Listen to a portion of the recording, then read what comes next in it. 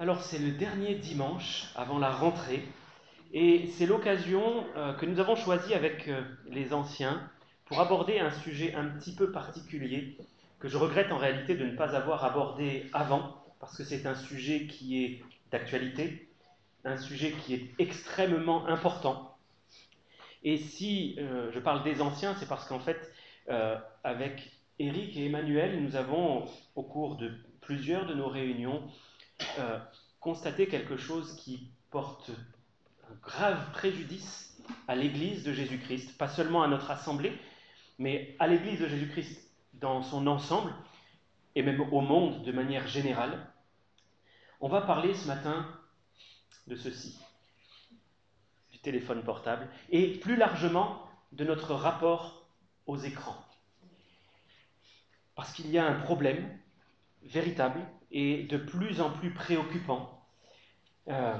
Et jusqu'à présent, l'Église du Seigneur ne s'est pas saisie de ce problème pour pouvoir y réagir avec vigueur et avec force, comme elle devrait le faire.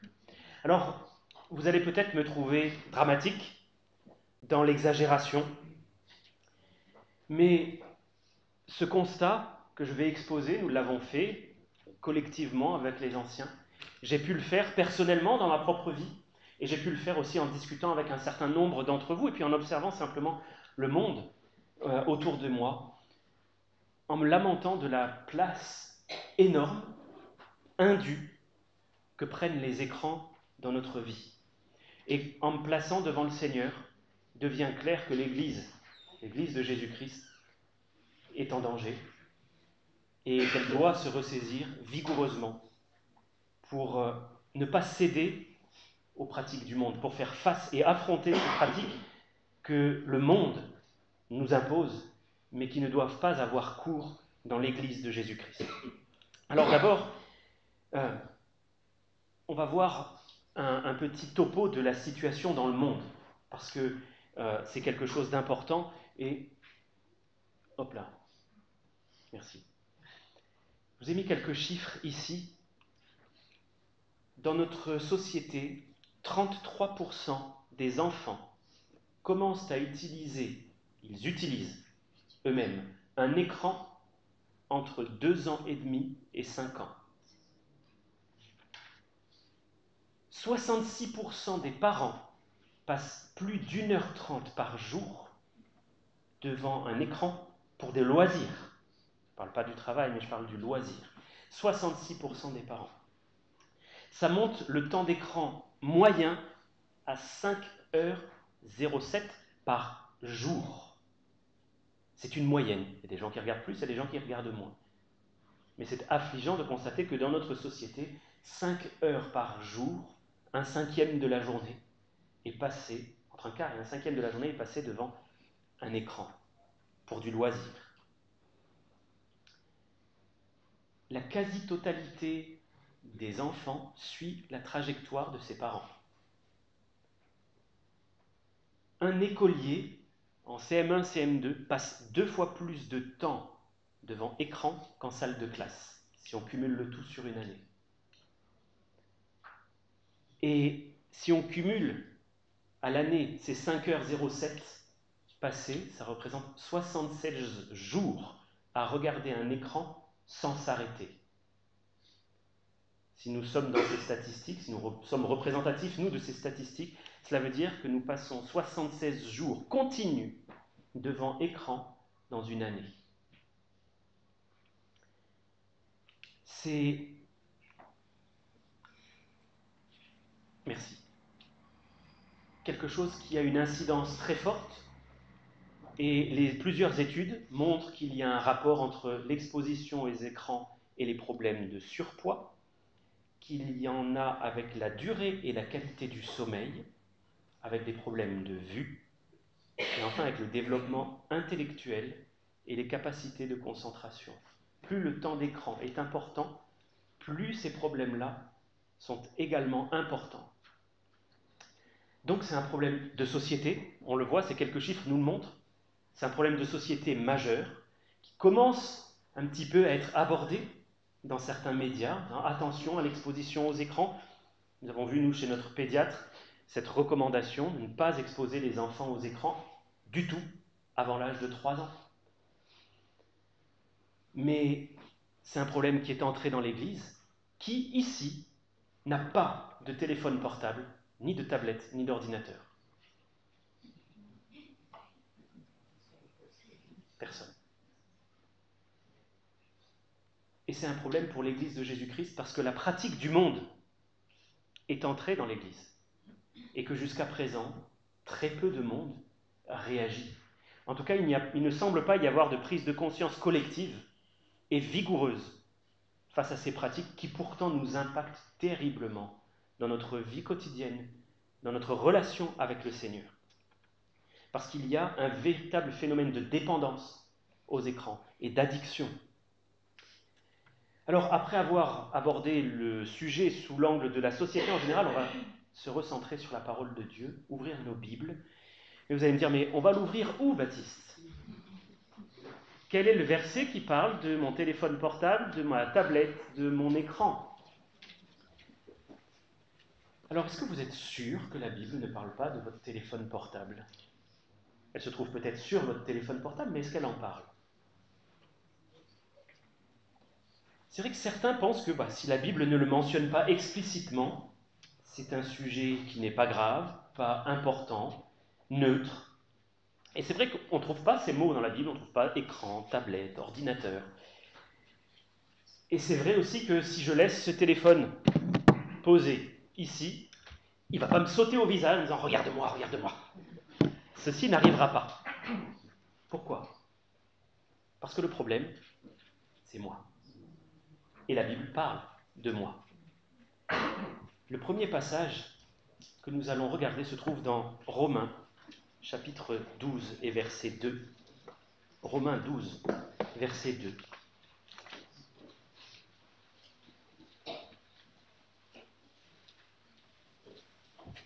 Où il est écrit « Ne vous conformez pas au siècle présent, mais soyez transformés par le renouvellement de l'intelligence, afin que vous discerniez quelle est la volonté de Dieu, ce qui est bon, agréable et parfait. » C'est un principe de vie qui s'applique à tous les enfants de Dieu, à toute l'Église, et qui donc a à voir avec notre téléphone portable ou avec n'importe quelle autre habitude que nous devons examiner à la lumière de la parole de Dieu. Ne pas considérer comme important, normal, ce que le monde considère comme important et normal. Et ce seul verset déjà nous aide à comprendre que c'est pas parce que c'est pas mentionné dans la Bible que ça n'est pas important, que c'est ni bien ni mal, que c'est neutre. C'est à nous d'exercer le discernement à l'aide de la parole de Dieu et par le Saint-Esprit pour examiner nos pratiques, les attaches de nos cœurs et voir si elles correspondent à la volonté de Dieu. Parce que si on se coule dans le moule de ce monde, ça nous paraîtra normal de passer 5h07 en moyenne par jour devant un écran. Bon, tout le monde le fait. Pourquoi est-ce que moi aussi je ne le ferai pas? Et ça nous aide à comprendre aussi que le problème vient principalement de nous. Principalement, pas uniquement, mais principalement. Regardons maintenant dans 1 Jean, chapitre 2, versets 15 et 17. 15 à 17, pardon. 1 Jean 2, versets 15 à 17. Allez un petit peu plus loin dans la méditation de ces choses. Il nous est dit « N'aimez point le monde, ni les choses qui sont dans le monde. Si quelqu'un aime le monde, l'amour du Père n'est point en lui. Car tout ce qui est dans le monde, la convoitise de la chair, la convoitise des yeux et l'orgueil de la vie, ne vient point du Père, mais vient du monde. Et le monde passe, et sa convoitise aussi. Mais celui qui fait la volonté de Dieu demeure éternellement. » La question que je voudrais nous poser à la lecture de ces passages est celle-ci. Quelle est ma priorité? Le monde ou Jésus? C'est une question simple. Mais en examinant mon cœur, mes pratiques, ma vie de tous les jours, De quoi est-ce que je fais ma priorité? Du monde et de ce que le monde contient, entre autres ceci, pas seulement, mais entre autres ceci, ou Jésus? Ces objets, ce téléphone, cette tablette, sont conçus pour susciter la dépendance et l'addiction. Les différentes applications que vous téléchargez sont conçues par des personnes qui connaissent le fonctionnement addictif du cœur humain. Est-ce que je vais laisser cette chaîne se former elle-même autour de mon cœur et m'emprisonner? Ou est-ce que vigoureusement je vais m'en défaire et attacher mon cœur au Seigneur seul? En préparant cette prédication, je pensais à un cantique écrit par Hélène et Samuel Grandjean, dans lequel il est dit à un moment: « Ne te laisse pas voler le temps d'écouter ton Dieu. Ne te laisse pas voler le temps d'écouter ton Dieu. » C'est un chant pour enfants qui concerne la télévision. Il a été écrit il y a une quarantaine d'années, ce chant. Mais on peut l'appliquer à toutes ces choses et l'enseigner à nos enfants. Ne te laisse pas voler le temps d'écouter ton Dieu et le mettre en pratique dans nos propres vies. Dites-moi, quelle est la règle d'or du chrétien? Quelqu'un connaît la règle d'or du chrétien? Lisez dans Matthieu 22, s'il vous plaît. Matthieu 22, versets 37 à 39.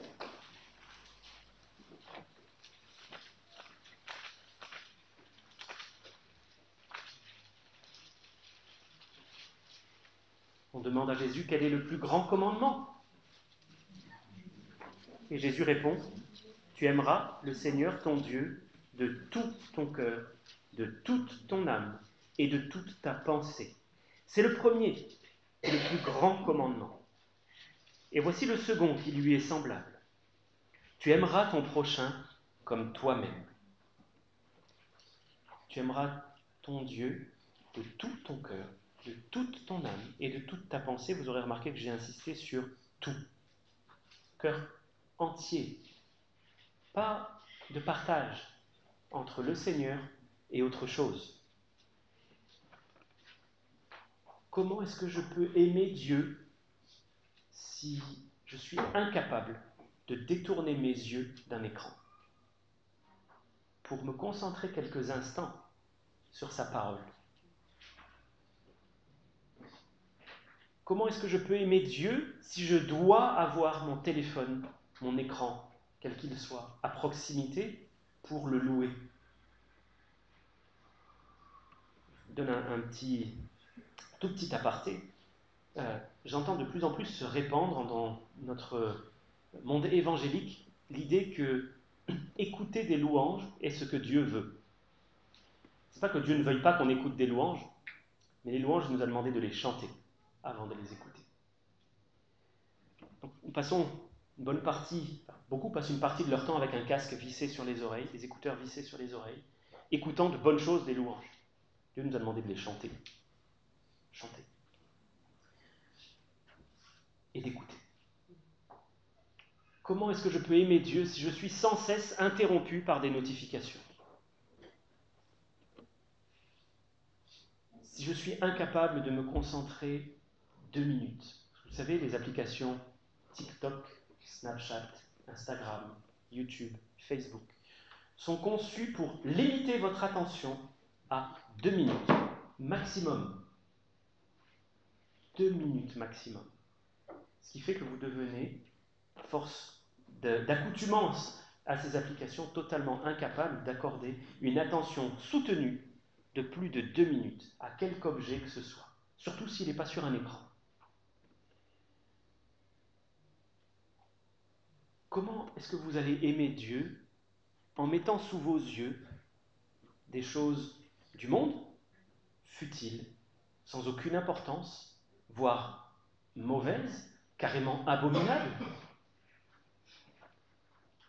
C'est par le téléphone portable, premièrement, que les enfants, les plus jeunes, sont exposés à la pornographie, à l'école primaire. connaissez l'histoire du bon Samaritain, cet homme qui a croisé un homme blessé sur la route. Et un homme religieux est passé, il a regardé l'homme, continué son chemin. Un deuxième est passé, il a regardé, il a passé son chemin. Et c'est un Samaritain, un ennemi de cet homme qui était juif, qui, lui, s'est arrêté. Aujourd'hui, vous savez ce qui se serait passé? Le Samaritain, il aurait sorti son téléphone portable, il aurait mis sa caméra en route, il aurait filmé, il aurait envoyé ça sur TikTok, et il aurait continué sa route en espérant faire le buzz. Ou, deuxième alternative, il serait passé, les yeux vissés sur son téléphone, et il n'aurait pas vu l'homme blessé. Comment pouvez-vous aimer votre prochain si vous avez le regard constamment vissé sur un écran? Aimer, c'est quelque chose qui se fait de manière très concrète, dans des actes. Des fois simplement en saluant quelqu'un dans la rue, en lui cédant le passage, parce qu'il marche sur le même trottoir et que le trottoir est trop étroit pour vous deux. Combien de fois il m'arrive de devoir m'arrêter brusquement, parce qu'en réalité, la personne qui est en face de moi est dans un autre monde, et qu'elle ne lève les yeux vers moi qu'à la dernière extrémité, parce qu'elle a les yeux fixés sur son téléphone.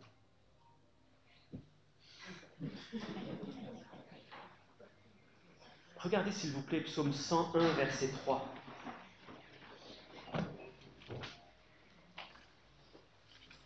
Psaume 101, verset 3. Par rapport au contenu que nous regardons. David a dit, « Je ne mettrai rien de mauvais devant mes yeux. Je hais la conduite des pécheurs. » Je ne mettrai rien de mauvais devant mes yeux, je hais la conduite des pécheurs. Même en étant vigilants, nous sommes influencés par ce que nous regardons. Grandement influencés. Du point de vue moral, ça peut être des contenus neutres, bien que j'en doute. Mais ces images que vous regardez, vous allez les garder dans votre esprit. Inévitablement, vous allez en nourrir votre âme. Et c'est de l'abondance du cœur que la bouche va parler. Et parce que votre âme aura été abondamment nourrie du monde, que vont contenir vos conversations? Des sujets du monde. « 5h07, vous vous souvenez? C'est le temps moyen passé par un adulte devant un écran pour son loisir par jour. Combien de temps accordez-vous à la lecture et à la prière?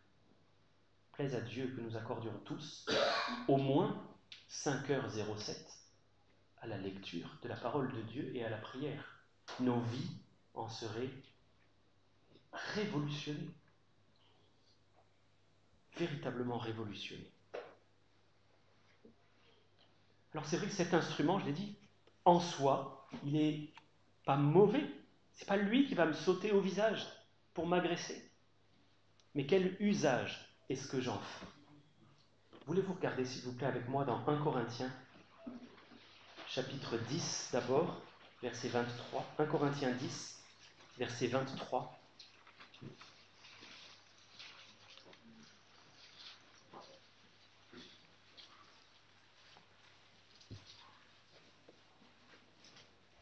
Tout est permis, mais tout n'est pas utile.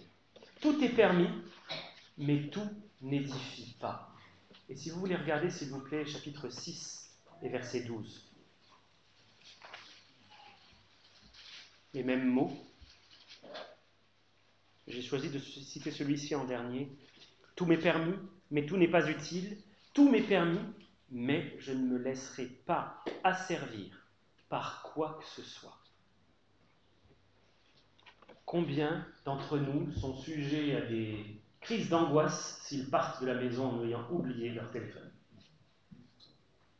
et seraient prêts à faire demi-tour, faire 20 km de trajet supplémentaire parce qu'ils ont oublié leur téléphone et qu'ils ne conçoivent pas de passer une demi-journée ou une journée sans cet instrument.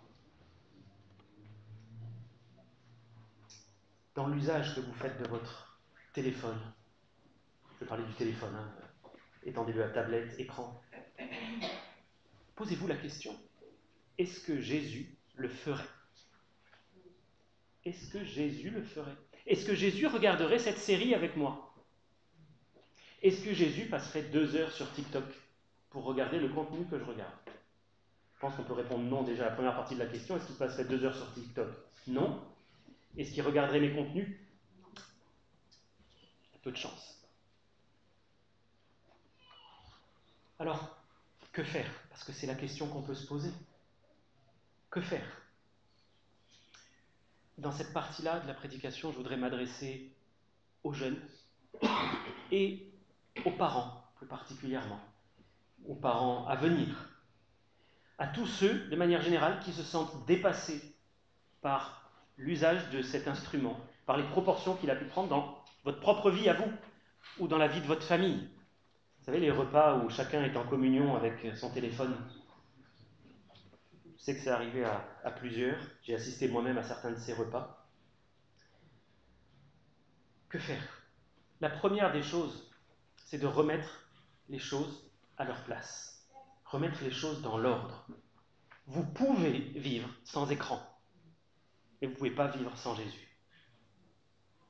L'écran est totalement facultatif, et j'insiste. Mais vivre sans Christ, c'est la mort. Alors s'il faut remettre les choses à leur place, et que vous vous sentez concerné par cet usage trop important des téléphones portables, repentez-vous. Repentez-vous d'avoir laissé à ce qui ne doit être qu'un outil une place démesurée dans votre vie. D'avoir laissé votre cœur être entraîné par un usage démesuré qui vous a volé du temps que vous auriez dû consacrer à votre Seigneur. Remettre les choses à leur place, c'est accorder à Dieu le trône, toute la place, toute. Tu aimeras le Seigneur, ton Dieu, de tout ton cœur. C'est pas Dieu et autre chose, c'est Dieu en entier.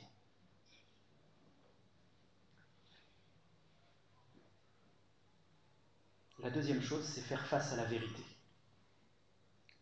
Parce que la vérité, c'est peut-être que vous êtes beaucoup plus dépendant de votre téléphone que vous ne voudrez bien l'admettre. Et que peut-être que vous allez essayer de prendre une bonne résolution qui va tenir 20 minutes, une journée, une semaine. Et que vous allez vous retrouver confronté à un problème. C'est que pour un certain nombre de choses, nous utilisons le téléphone portable. À bon escient, certainement.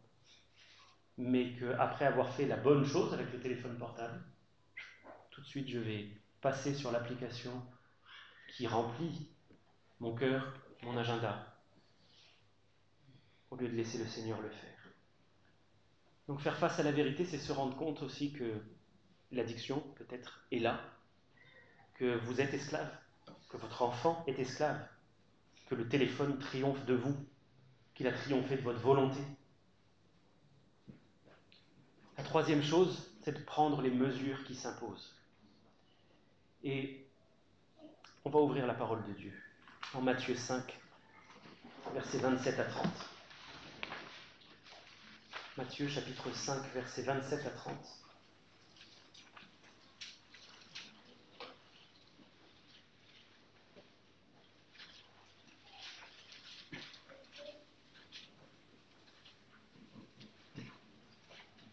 Le Seigneur Jésus parle. Vous avez appris qu'il a été dit « Tu ne commettras point d'adultère ». Mais moi, je vous dis que quiconque regarde une femme pour la convoiter a déjà commis un adultère avec elle dans son cœur. Si ton œil droit est pour toi une occasion de chute, arrache-le et jette-le loin de toi. Car il est avantageux pour toi qu'un seul de tes membres périsse et que ton corps entier ne soit pas jeté dans la géhenne. Et si ta main droite est pour toi une occasion de chute, coupe-la et jette-la loin de toi, car il est avantageux pour toi qu'un seul de tes membres périsse et que ton corps entier n'aille pas dans la géhenne. La géhenne, c'est l'enfer. Parfois, l'équilibre, la mesure, la modération ne sont pas la solution, pas la bonne solution. Parfois, le Seigneur nous demande d'avoir de prendre des résolutions qui peuvent nous paraître extrêmes, comme celle-ci. Il ne s'agit pas, dans la pensée de Jésus, de s'amputer réellement d'un membre, mais d'accepter de se séparer peut-être radicalement d'un téléphone, d'une tablette, de ce qui crée, de ce à quoi mon cœur s'attache. Parce que si je suis sans frein face à certaines tentations, il faut que je sois radical. Parce que l'addiction, elle, la dépendance est radicale.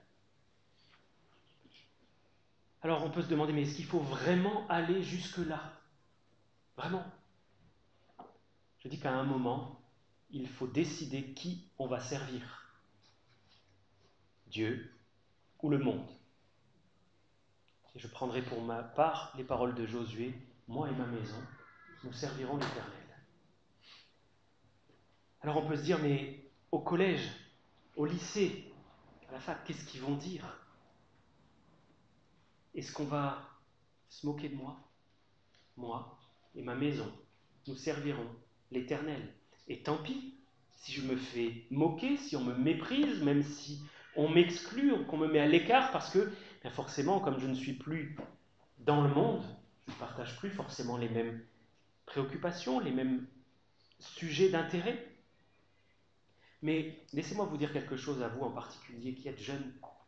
Ceux qui vous excluraient de la sorte, ceux qui se moqueraient de vous, ils n'ont pas besoin de quelqu'un qui suive leur exemple. Ils ont besoin de quelqu'un qui leur montre un autre exemple que le leur. Un exemple de quelqu'un qui est enraciné en Jésus-Christ et qui prend plaisir à vivre pour Jésus. Laissez-moi vous dire aussi que le monde vous ment. Le monde essaye de vous dicter ce que vous devez penser, ce que vous devez aimer, comment parler. Et le monde fait preuve d'une grande violence envers vous. Mais vous n'avez pas besoin du monde. Encore une fois, vous pouvez vivre sans écran. Mais votre cœur ne peut pas vivre sans Jésus. Est-ce que vous allez prendre soin de votre âme en accordant à Christ l'attention dont votre âme a besoin? Regardez dans Jacques, chapitre 4 et verset 4. Un verset qui, je l'espère, nous aidera à recentrer nos priorités. Jacques 4, 4. Adultères que vous êtes, ne savez-vous pas que l'amour du monde est inimitié contre Dieu? Celui donc qui veut être ami du monde se rend ennemi de Dieu. Je comprends la peur qui nous tient à l'idée d'être exclus, moqués ou méprisés. C'est une peur qui nous habite tous. Et puisque je m'adresse en particulier aux jeunes, je peux vous dire que c'est une peur qui habite aussi le cœur de vos parents. Elle se manifeste différemment, mais elle est là aussi, cette crainte. Mais le Christ n'est-il pas plus fort que ça? Est-ce qu'il n'exerce pas une attraction plus forte sur votre cœur? Allez à lui, allez à Jésus, demandez-lui la victoire sur cette dépendance aux écrans, cette victoire aussi sur l'emprise que peut avoir le regard des autres. Il vous donnera aussi un regard neuf sur le monde, de telle sorte que le regard des autres vous apparaîtra totalement secondaire. Je vais m'adresser maintenant aux parents. Les jeunes, je n'ai pas fini avec vous. Mais un petit mot pour les parents. Aidez vos enfants. Aidez vos enfants. Je relais quelque chose qui ne se trouve pas dans la parole de Dieu, mais qui me semble vrai et nécessaire. Si vos enfants ont moins de 3 ans, ne les exposez pas aux écrans. Un enfant de 2 ans peut être dépendant des écrans. J'ai déjà vu plusieurs fois des enfants taper leur mère qui reprenait le téléphone de leurs mains. Je vais me faire des ennemis peut-être parmi les jeunes, mais tant pis. Si vos enfants ont moins de 18 ans, ils ne doivent pas avoir accès aux écrans sans accord parental. Et je me sens obligé de vous rappeler votre responsabilité actuel, si vous êtes parent, futur, si vous allez le devenir, de parents. C'est à vous que Dieu va demander des comptes sur l'éducation que vous aurez donnée à vos enfants. Il ne se tournera pas vers votre téléphone en disant « Alors, qu'as-tu appris à ce cher enfant ?» Il se tournera vers vous et vous demandera ce que vous avez fait à vos enfants, ce que vous avez laissé faire.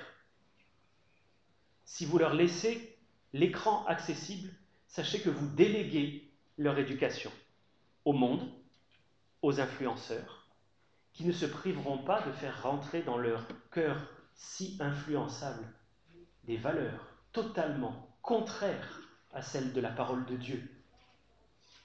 Vous laissez la porte grande ouverte à celui qui vient pour dérober, égorger et détruire. Acceptez, s'il vous plaît, ces paroles qui sont fermes, mais je crois qu'elles sont absolument nécessaires, parce que je vois avec consternation la place démesurée que peuvent prendre les écrans, même dans certaines familles chrétiennes, où la télé est allumée dès le matin, et qu'elle ne s'éteint que le soir, quand elle s'éteint, de telle sorte que les enfants sortant du lit, quand ils ont à en sortir, s'ils n'ont pas déjà la télé dans leur chambre, n'ont qu'à aller se poser sur le canapé en attendant que papa et maman se réveillent. Parfois même, ils vont se coucher avec eux, après eux, et usent de stratagèmes pour garder le précieux écran, pouvoir le regarder même sous les couvertures et braver l'interdiction parentale. Vous savez comment les enfants sont, à quel point les enfants peuvent être insistants pour obtenir ce qu'ils veulent. Je vous en prie, pour l'amour de Dieu, soyez fermes. Soyez fermes. Parce que Dieu va vous demander des comptes. Expliquez-leur pourquoi les règles changent, si vous décidez de changer les règles. Expliquez-leur que Jésus va passer en premier. Ne vous irritez pas après eux, parce que s'ils sont déjà dépendants des écrans, c'est bien davantage votre faute que la leur. Mais si vos enfants sont un petit peu plus âgés, disons qu'ils ont atteint l'âge de l'adolescence, s'ils ont déjà leur propre téléphone portable, parlez-en avec eux.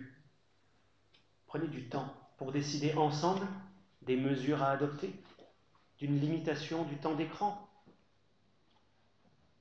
Par exemple, 1 heure par jour. Je vous recommande en revanche d'interdire, de supprimer ou de limiter fermement l'accès à certaines applications. En particulier, désolé les jeunes, les réseaux sociaux. Mais discutez-en ensemble. Vous pouvez, sur la très grande majorité des téléphones, utiliser une fonction qui s'appelle temps d'écran, qui vous permettra de limiter le temps que votre enfant va passer devant l'écran par jour. N'ayez pas peur. N'ayez pas peur. Demandez secours au Seigneur qui vous accordera ce secours. Considérez que 5 heures par jour d'écran, c'est 67 jours en continu dans l'année. 76 jours en continu dans l'année. Si vous accordez ne serait-ce qu'1 heure par jour, 1 heure par jour d'écran, est-ce que vous savez combien ça fait en cumulé dans l'année? C'est comme si vous laissiez votre enfant, ou vous-même, regarder un écran pendant 15 jours d'affilée. 1 heure par jour. 15 jours d'affilée.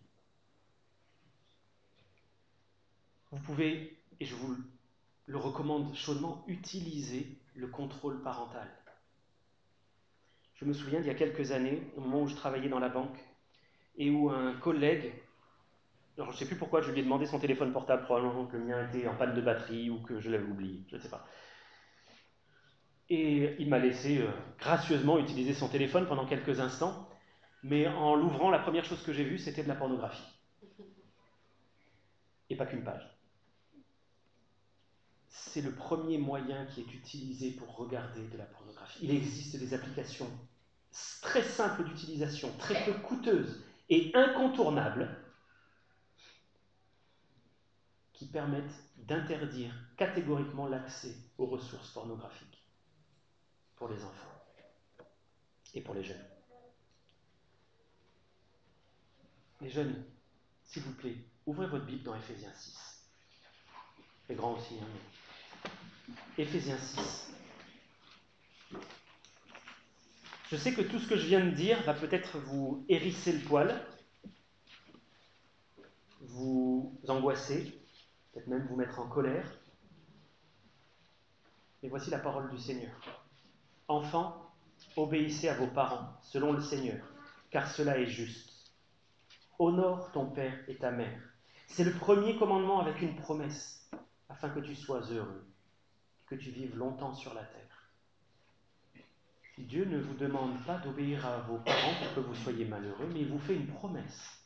Sachant la difficulté qu'ont nos cœurs à faire plier cette volonté, en particulier devant les parents, en particulier à l'âge de l'adolescence, il vous donne une promesse. Si vous obéissez à vos parents, c'est pour votre bonheur et pour une vie longue. Saisissez cette promesse, aussi grande que puisse être la frustration que cela occasionne. Cette série que vous regardez, ce jeu, cette application, ne pourront jamais remplir vos cœurs. Mais Jésus pourra. Accordez-lui du temps. Si vous lui accordez ne serait-ce qu'un dixième de votre journée, vous devriez lui accorder 2 heures et quelques. 2h20, je crois. La dîme. Pourquoi n'offririez-vous pas à Dieu la dîme de votre temps? Dans la parole, dans la prière, plutôt que sur votre téléphone. Et pour ne pas être tenté, débarrassez-vous du téléphone pendant le temps où vous êtes sur la Bible, dans la Bible. Prenez une Bible papier. Exercez-vous à retrouver les livres de la Bible, dans l'ordre. C'est le téléphone va vous habituer à obtenir tout ce qui vous passe par la tête en moins de 30 secondes. Ça va anéantir votre capacité intellectuelle et votre capacité de concentration. Ça va vous montrer des gens qui vivent une vie de rêve, alors qu'en réalité leur vie est un cauchemar, mais qu'ils présentent au monde quelque chose qui est tellement merveilleux. Ça va vous donner envie de vivre une vie pareille, de devenir youtubeur, influenceur, vous aussi. Mais en réalité, leur vie, et on le sait parce que ça finit toujours par éclater, leur vie est une misère. Combien finissent par couper radicalement pour cause de burn-out ou par se donner la mort à cause de la méchanceté des gens, parce qu'ils exposent leur vie soi-disant parfaite et se font humilier publiquement, récoltent des critiques nombreuses. Cette dépendance aux écrans va vous donner une vision du monde déformée et rendra plus difficile votre communion avec le Seigneur.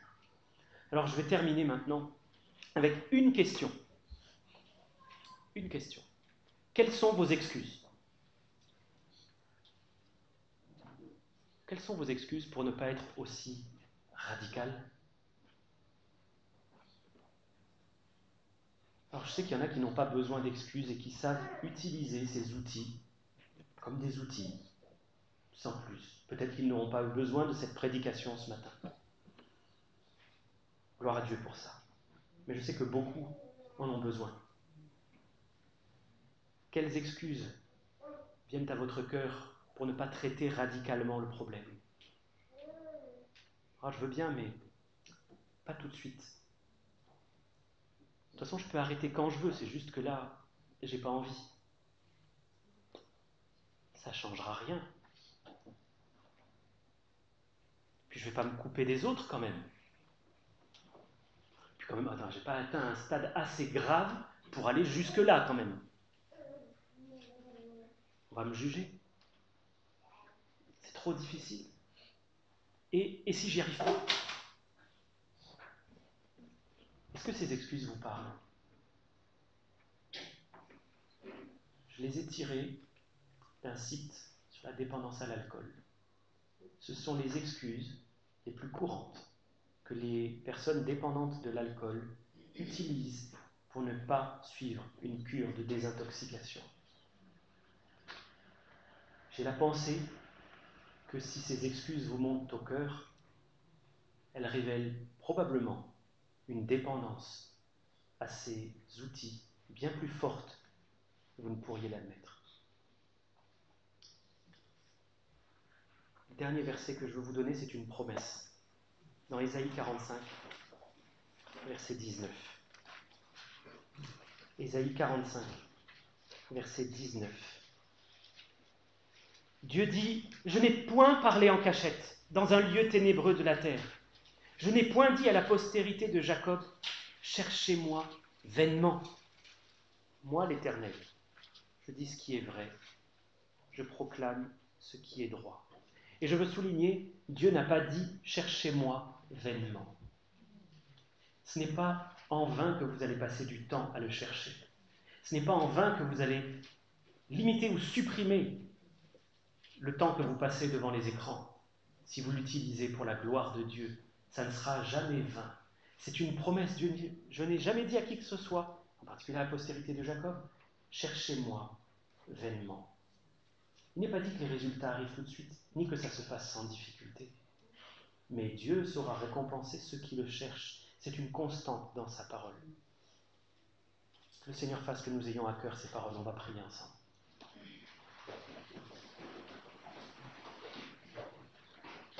Mon Dieu, j'ai de la peine en voyant à quel point les choses que nous créons et qui pourraient être tellement utiles et bénéfiques, nos cœurs pécheurs les détournent pour en faire des idoles, des chaînes, des maîtres durs qui ne nous laissent pas de répit et qui, par contre, laissent nos cœurs vides et secs. Ô Dieu, aie pitié de nous. Pardonne-nous. Seigneur, je viens devant toi parce que moi-même, j'ai à agir de manière forte, radicale, pour te glorifier. Tu connais nos cœurs à chacun. Tu sais que certains seront capables, Seigneur, d'avoir un usage raisonné des écrans et que d'autres n'en sont pas capables. Je te prie d'agir avec chacun comme il est bon, Seigneur, permettant que ceux qui en ont besoin coupent radicalement et ceux qui, au contraire, sont capables de gérer avec équilibre soient assistés par ta grâce à chaque instant pour ne pas tomber dans l'excès, ni se laisser voler un temps qui t'appartient et qui est précieux.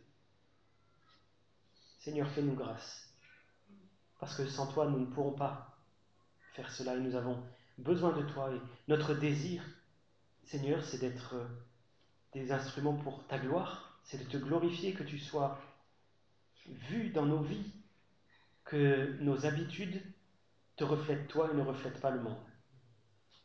Alors Seigneur, fais-nous grâce, nous t'en supplions, au nom du Seigneur Jésus-Christ. Amen.